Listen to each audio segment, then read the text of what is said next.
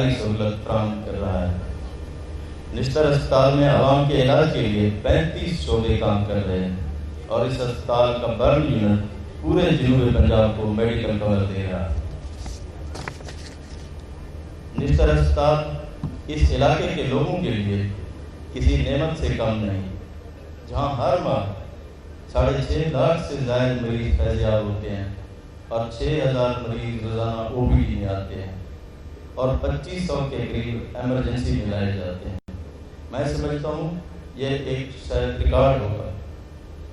یہ اسپتال کم سہولتوں اور گنجائش کے باوجود زیادہ خدمات سر انجام دے رہا ہے۔ میں اسپتال کے ڈاکٹروں، پیرامیڈیکل اسٹاف اور خصوصی طور پر وائس چانسلر ڈاکٹر مصطفیٰ کمال پاشا کو خراج تحسین پیش کرتا ہوں۔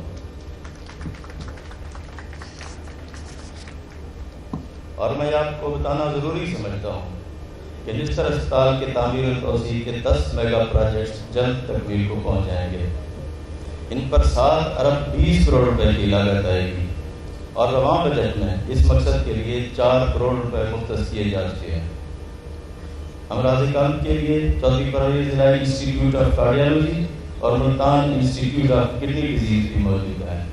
اس کے علاوہ جو DHQ ہاسپٹل ہے اس کو بھی فوری طور پر فنکشنل کیا جا رہا ہے۔ اس کے باوجود نشتر اسپتال پر مریضوں کا بہت زیادہ دباؤ ہے۔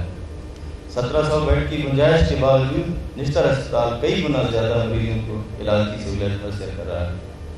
ملتان اور اس کے مضافاتی اضلاع کی مجموعی آبادی لاکھوں نہیں بلکہ کروڑوں میں ہے۔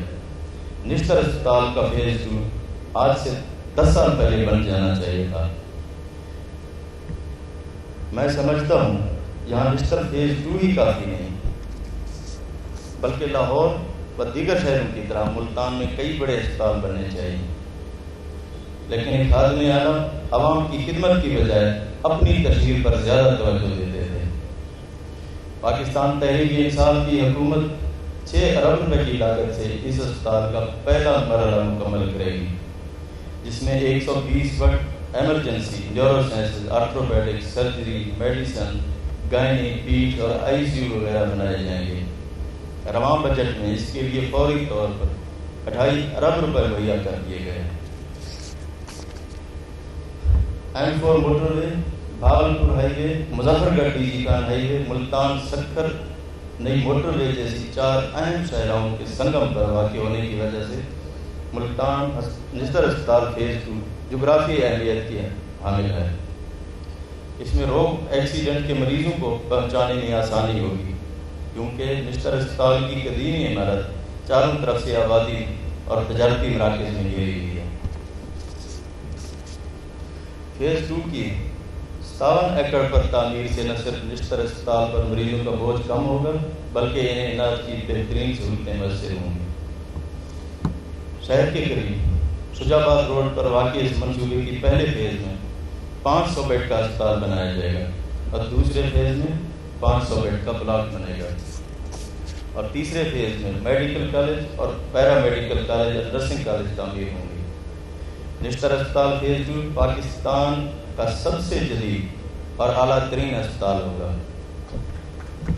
جیسا کہ میں عرض کر چکا ہوں، 120 بیڈ پر مشتمل ایمرجنسی وارڈ کی تعمیر کی جائے گی۔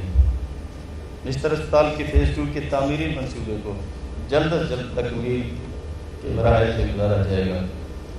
اس منصوبے کی تعمیری سرگرمیوں کو میں خود اس کو state of the art hospital بنائیں گے۔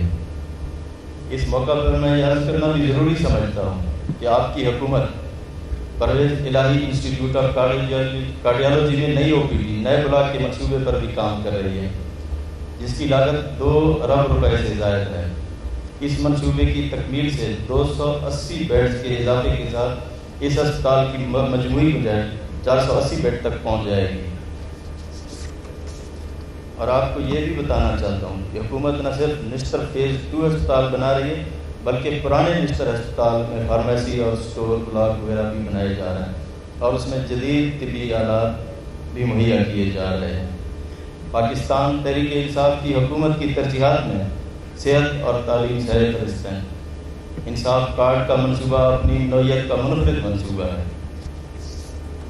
جس میں معیاری علاج کی سہولت میسر ہوں گی۔